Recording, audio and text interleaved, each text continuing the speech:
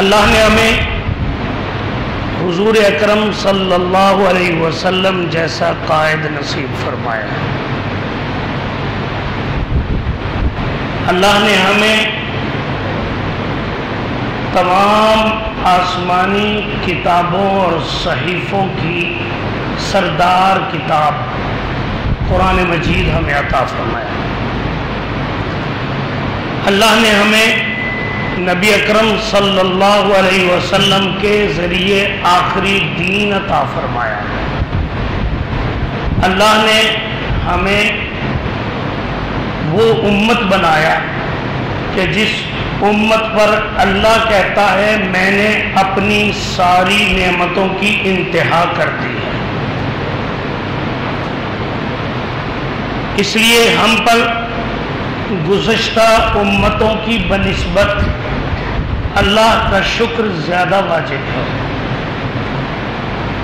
اور اللہ کا شکر ادا کرتے ہوئے اللہ کے اس فرمان کو ضرور ذہن میں رکھنا ہے کہ اللہ نے اعلان فرمایا لَإِن شَكَرْتُمْ لَأَزِيدَنَّكُمْ، اگر تم میری نعمتوں کا شکر ادا کرو گے تو ضرور بضرور میں تمہارے لیے اپنی نعمتیں بڑھا دوں گا. فَلِلَّهِ الْحَمْدُ وَالشُّكْرُ. نبی اکرم صلی اللہ علیہ وسلم ہادی برحق، خاتم الانبیاء، نبی آخر الزمان ہیں. آپ کے بعد کسی بھی حیثیت میں، کسی بھی شکل میں، کسی بھی معنی اور مفہوم میں کوئی نبی کوئی رسول قطعاً قیامت تک کے لیے نہیں آئے گا.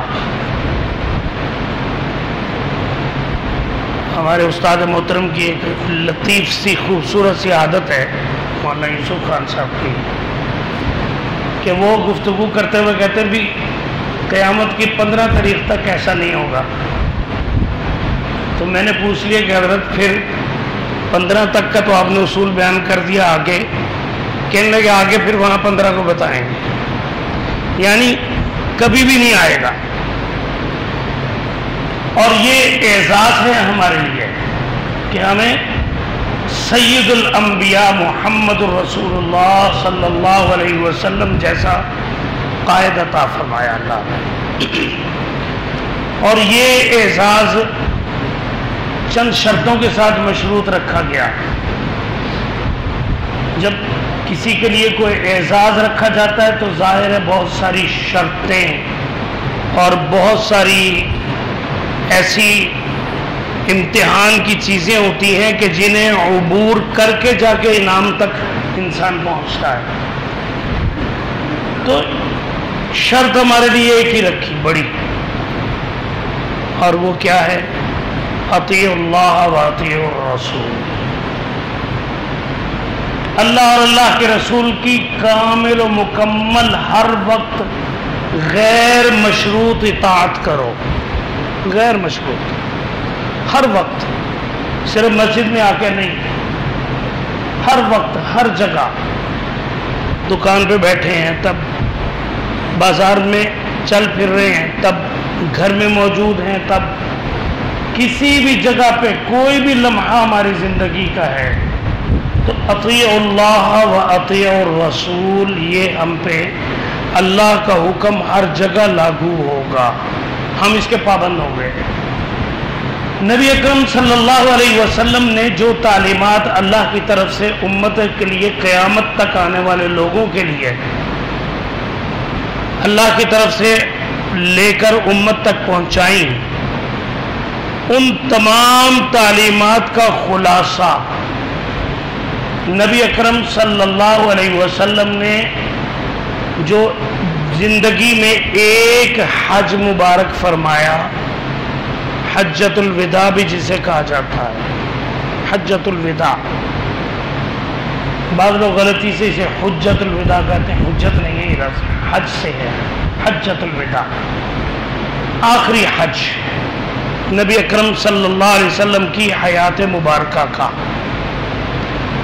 اس میں آپ نے جو خطبہ ارشاد فرمایا وہ سارے دین کا خلاصہ ہے، حاصل ہے، نچوڑ ہے، مغز ہے.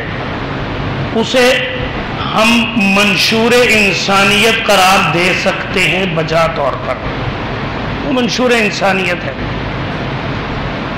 وہ سفر جو صفا کی پہاڑی سے شروع ہوا تھا، یاد ہے نا آپ کو، جب حضور اکیلے انذر عشیرتک الاقربین، جو اللہ کا حکم تھا کہ اے محبوب میں نے آپ کو نبوت دے دی، اعلان کر دیا، اب اٹھئے اور اپنے قریبی رشتہ داروں تک پہلے اللہ کا پیغام توحید پہنچائیے. آغاز وہاں سے کیجیے، اپنا گھر سے کیجیے.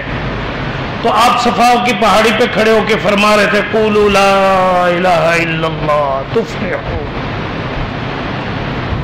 اے لوگو، لا الہ الا اللہ کا اقرار دل و جان سے کر لو، زبان سے بھی، اور اسے دل میں بھی بسا لو تو تم کامیاب ہو جاؤ گے. اکیلے تھے، گالیاں بھی نعوذ باللہ دشمن نے دی، وہاں پتھر بھی اٹھا کے مارا.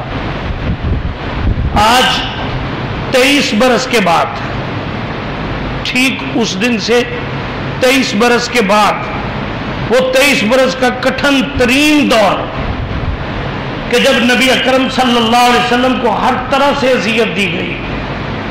خود آپ صلی اللہ علیہ وسلم فرماتے ہیں کہ جتنی اذیتیں مجھ سے پہلے آنے والے نبیوں اور رسولوں کو دی گئی، وہ سارے وہ ظلم کے پہاڑ بھی مجھ پہ توڑے گئے اور اس سے اضافی اذیتیں ہی مجھے دی گئی. لیکن دین کا یہ پیغام حضور اکرم صلی اللہ علیہ وسلم اس کو لے کے آگے چلتے رہے، بڑھتے رہے، قافلہ بنتا گیا. دنیا کے بہترین انسان اللہ نے اپنے نبی کے گرد جمع فرما دی ہے. اور جب حجۃ الوداع کا موقع آیا تو 1,00,000 کم و بیش 25,000 صحابہ کرام، 1,25,000 کے قریب صحابہ کرام آپ کا خطبہ حجۃ الوداع سننے کے لیے جبل رحمت کے پاس میدان عرفات میں جمع تھے. تنہائی میں بیٹھ کے ذرا اس وقت کا لطف اور سرور ضرور حاصل کیجئے گا کہ کیا وہ منظر ہوگا کہ جب جبل رحمت پہ، وہ جگہ جس کی آج نشاندہی ایک سفید ستون سے کی گئی ہے، اس جگہ پہ نبی اکرم صلی اللہ علیہ وسلم یوں بلندی پہ کھڑے تھے اور نیچے وادی میں، پہاڑ سے نیچے اور پہاڑ کے اوپر آپ کے قریب 1,25,000 کے قریب صحابہ کرام جمع تھے، عام انسان میں. اور آپ ان سے فرما رہے تھے سنو، شاید آئندہ سال حج کے موقع پہ میں تمہارے درمیان نہ رہوں. آج ہم تو یہ جملہ کہہ کے گزر جائیں گے، لیکن وہ جو اس کے سامع تھے، سننے والے تھے، جنہوں نے اپنا تن من دھن وار کے دکھا دیا تھا نبی اکرم صلی اللہ علیہ وسلم کی ذات اور آپ کی تعلیمات کے لیے، یہ جملہ ان کے کانوں میں جب پڑا ہوگا تو کیا عالم ہوگا. اور پھر فرمایا سنو، میں تمہیں چند باتوں کی نصیحت کر رہا ہوں، انہیں مضبوطی سے پکڑ کے رکھو. اور سنو، میں تم میں 2 چیزیں چھوڑ کے جا رہا ہوں. ترکت فیکم امرین لن تضلوا بعدی ما تمسکتم بہما کتاب اللہ و سنت رسولہ صلی اللہ علیہ وسلم. میں تمہارے لیے 2 رہنما دنیا میں جو تمہاری ہمیشہ ہدایت کا ذریعہ اور سبب بنتے رہیں گے وہ چھوڑے جا رہا ہوں. ایک ہے قرآن کریم اور ایک ہے مجھ محمد صلی اللہ علیہ وسلم کی سنت، میرا طریقہ. اور میں تمہیں اس بات کی ضمانت دیتا ہوں کہ جب تک تم قرآن و سنت کو عمل میں مضبوطی کے ساتھ قائم رکھو گے کبھی دنیا میں گمراہ نہیں ہوگے، کبھی گمراہ نہیں ہوگے۔ گمراہی سے بچنے کا واحد راستہ یہی ہے۔ اور پھر آپ نے ارشاد فرمایا سنو، دور جاہلیت کے سارے سود میں آج ختم کرنے کا اعلان کرتا ہوں۔ آج کے بعد سود ہمیشہ کے لیے حرام ہے، اور سب سے پہلے میں اپنے خاندان کا جو لوگوں کے ذمے سود ہے اس کو معاف کرنے کا اعلان کرتا ہوں۔ خوبی یہ ہے، ہمارا فخر یہ ہے کہ ہمیں وہ قیادت ملی اللہ کی طرف سے کہ جنہوں نے ہر عمل کا آغاز اپنی ذات مبارک سے کیا، ہمیشہ ہمیشہ۔ یہاں بھی دیکھیے کہ خاندان بنو ہاشم کے میں، بنو عبد المطلب کے میں سارے سود معاف کرنے کا اعلان کر رہا ہوں۔ اور سنو، دور جاہلیت کے سارے قتل و غارت کے طریقے اور قتل و غارت گری کے رواج وہ آج میرے پاؤں کے نیچے دفن ہیں۔ سب سے پہلے میں اپنے خاندان کے مقتول عامر کا خون معاف کرتا ہوں، سب سے پہلے۔ اور پھر فرمایا رب العزت کی قسم، جس طرح یہ مہینہ، یہ دن، یہ جگہ آج محترم اور معزز ہے، اسی طرح اللہ نے تم میں سے ہر ایک کی جان، مال، عزت و آبرو کو دوسرے کے لیے حرام قرار دیا ہے۔ جس طرح یہ مقدس مقام ہے، مقدس مہینہ ہے، احترام والا دن ہے، اسی طرح قیامت تک کے لیے ہر انسان کا خون بھی قابل احترام ہے، اس کی عزت و آبرو بھی قابل احترام ہے۔ کیسے نہ اسے منشور انسانیت قرار دیا جائے۔ اور پھر ارشاد فرمایا سنو، آپس میں قیامت تک کے لیے یہ اصول رکھ لو کہ تم میں سے کوئی بھی دوسروں کے لیے موذی اور مضر نہ بنے، دوسروں کی اذیت کا باعث نہ بنے، دوسروں کے نقصان کا باعث نہ بنے، نہ دوسرے کو دھوکہ دے، نہ اس کا مال چھینے، نہ اس کی عزت و آبرو چھیننے کے منصوبے بنائے۔ یہ سب کچھ اللہ کی طرف سے تمہارے لیے ہمیشہ کے لیے حرام کر دیا گیا۔ کس معاشرے میں جہاں جب حضور نے پہلے دن دعوت دی تھی تو وہ سود میں ڈوبے ہوئے، شراب نوشی میں بہت زیادہ آگے بڑھے ہوئے، قتل و غارت گری کو اپنا قبائلی فخر سمجھنے والے اور دوسرے قبیلے کی عزت و آبرو لوٹنے کو اپنے قبیلے میں کھڑے ہو کر عام مجمع میں بڑے فخر کے ساتھ بیان کرنے والے۔ لیکن حضور اکرم صلی اللہ علیہ وسلم کے دامن رحمت میں جب وہی لوگ آئے تو پھر دوسروں کی عزت و آبرو کے لیے جان قربان کر دینے کی ہزاروں مثالیں قائم کر دی، ہزاروں مثالیں۔ خود بھوکے رہ کر دوسرے کو کھلانے کی شب روز ان کی کارروائی اور ان کا عمل ہمیشہ کے لیے ہمارے سامنے ہے۔ وہاں تو پھر یہ عالم ہوا کہ جو نسلی تفاخر تھا، نسلی تفاخر، عصبیت کہ ہم عرب ہیں، آپ صلی اللہ علیہ وسلم فرمایا الا لا فضل لعربی علی عجمی ولا لعجمی علی عربی ولا اسود علی احمر ولا لاحمر علی اسود الا بالتقوی.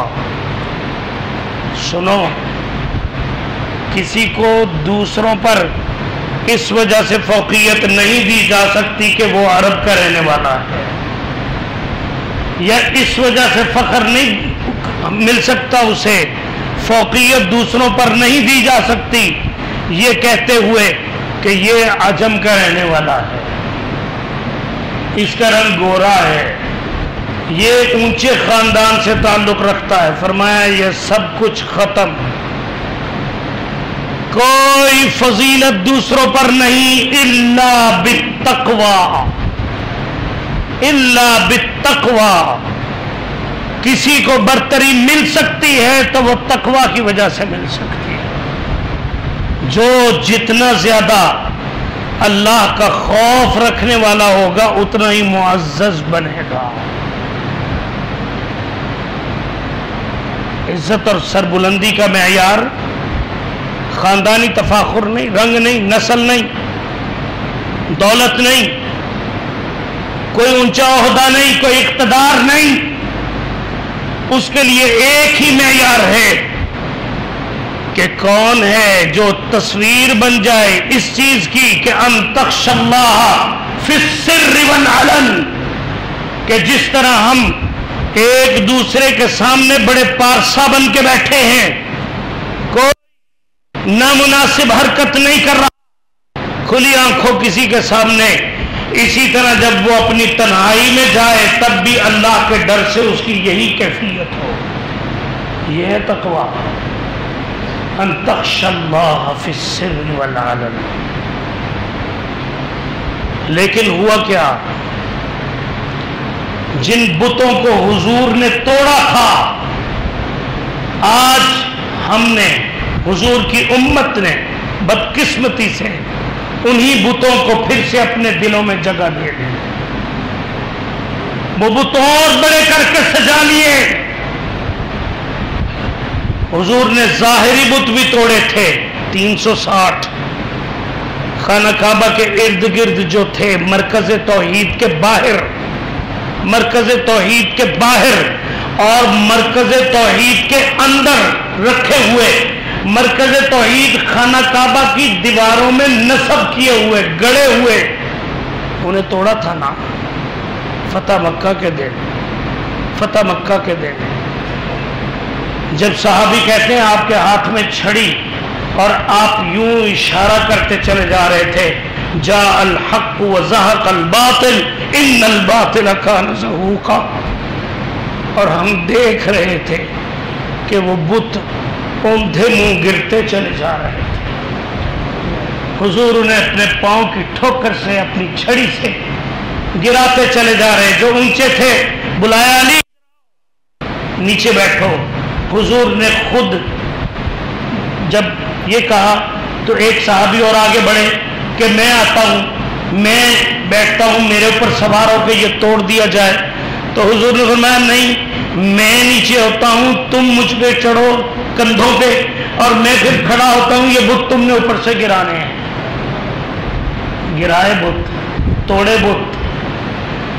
آج حجۃ الوداع کے دن حضور وہ کعبہ جو ہر انسان کے اندر اللہ کی تجلیات کا مرکز ہے، دل، اس کے اندر سجے ہوئے 360 سے کہیں زیادہ ہزاروں مضبوط، توانا، بڑے بڑے قداور وہ بت جو اتنے سج گئے تھے کہ دل بت خانہ بن چکا تھا. حضور نے وہاں سے بھی بت گرا ہے. سنو، کوئی رنگ نسل کا بت باقی نہیں رہے گا، کوئی دولت، عہدے اور بڑے خاندان کا بت باقی نہیں رہے گا. سب کے سب برابر ہو اللہ کی نظروں میں، الا بالتقوی. جو تقوی کی راہ پہ چلے گا وہ اور زیادہ معزز، محترم اور اللہ کے ہاں بلند مرتبے کا مالک بنا دیا جائے گا. لیکن آج اپنے اپنے دل کی طرف دھیان کیجئے. میں بھی، آپ بھی، آپ بھی اس بات کو تسلیم کریں گے کہ حضور نے جو بت گرائے تھے وہ ہمارے دلوں میں پھر سے سج گئے ہیں،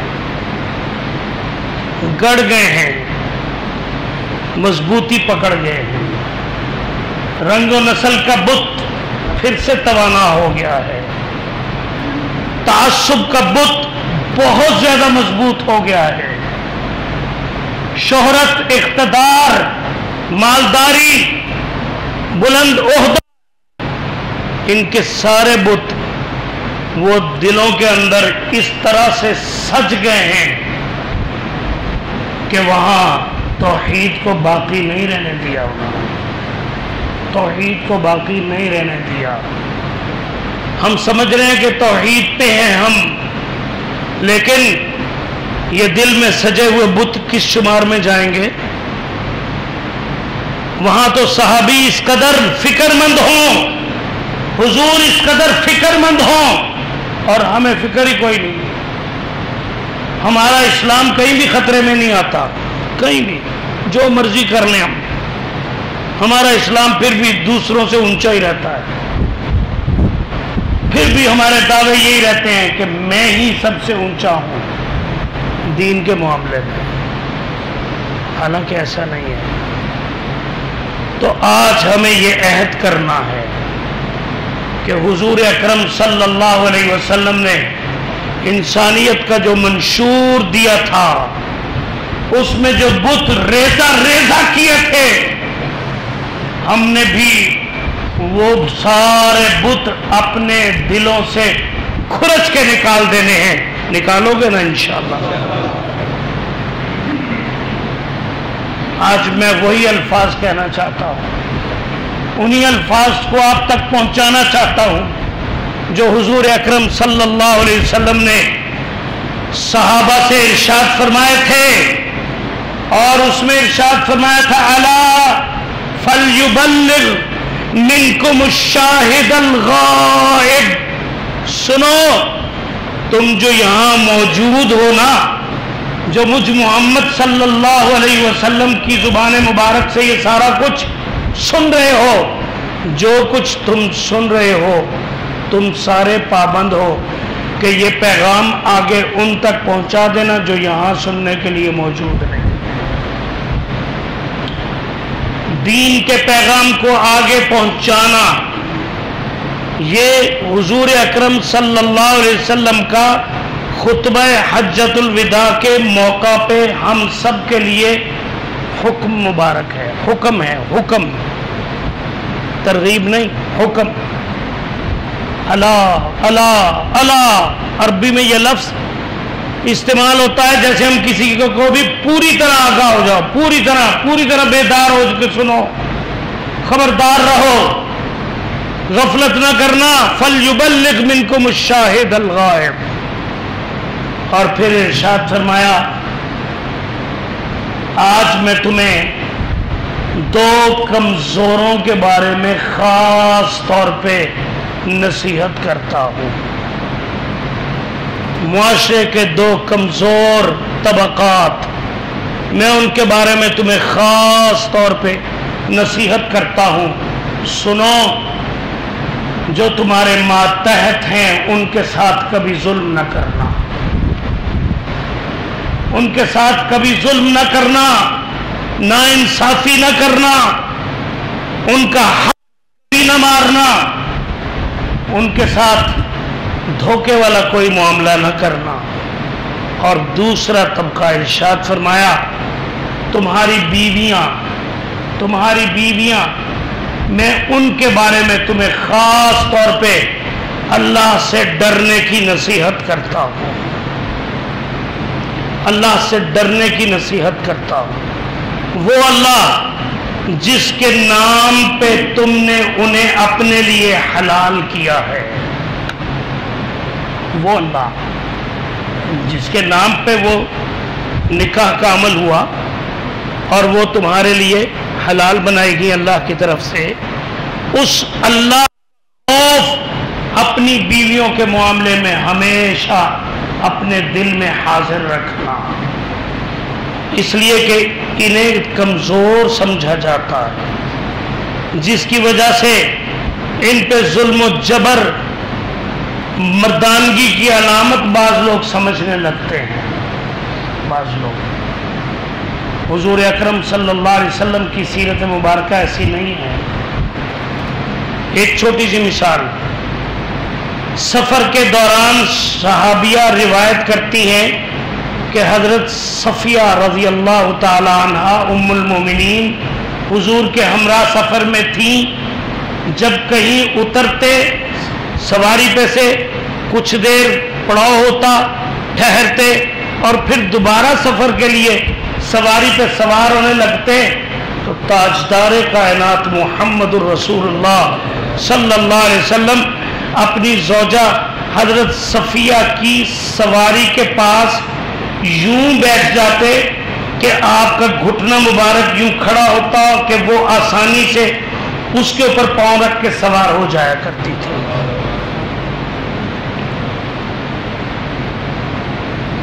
آج کون ہے جو یہ اس طرح کا برتاؤ اپنے گھر والوں سے کرتا ہے؟ اکثر شکایات ملتی ہیں اکثر. تو جس کو حضور اکرم صلی اللہ علیہ وسلم نے حجۃ الوداع میں خطبے میں خصوصی طور پہ بیان فرمایا، خصوصی طور پہ اس کا خاص طور پہ نبی اکرم صلی اللہ علیہ وسلم کی شریعت میں باز پرسی ہوگی، لازمی ہوگی. لوگ کہتے ہیں جی ٹھیک ہے جی پھر یہ معاف کر ہی دے گی. ایسا نہیں، ایسا نہیں ہے. کچھ حق حقوق وہ ہوتے ہیں جو اللہ نے اپنے ذمے لیے ہیں کہ ان کا میں مدعی بنوں گا، ان کا میں مدعی بنوں گا. تو ایسے معاملات میں یہ بھی شامل ہے. اس لیے اپنے رویوں کو حضور اکرم صلی اللہ علیہ وسلم کی سنت کے مطابق بدل لیجئے، اس کے مطابق ترتیب دے لیجئے، کیونکہ کائنات کی عظیم ترین ہستی محسن انسانیت محمد الرسول اللہ صلی اللہ علیہ وسلم ہے. آج اس منشور انسانیت کو زندگی کے ہر شعبے میں لاگو کرنے کی ضرورت ہے کہ یہ خلاصہ دین ہے. جو کچھ 23 سالوں میں اللہ کی طرف سے ملا، حضور نے اس خطبے میں اسے خلاصے کے طور پہ بیان فرما دیا. ان میں سے چند نکات میں نے آپ کے سامنے رکھے. عزم و ارادہ کیجئے، اللہ سے مانگیے کہ اللہ ہمیں محمد الرسول اللہ صلی اللہ علیہ وسلم نے جو منشور دیا انسانیت کے لیے اس پہ 100% عمل کی توفیق مرحمت فرما دے. جستجو ہم خود کریں گے انشاءاللہ، توفیق اللہ کی طرف سے آئے گی، قبولیت بھی آئے گی. وآخر دعوانا الحمدللہ رب العالمین.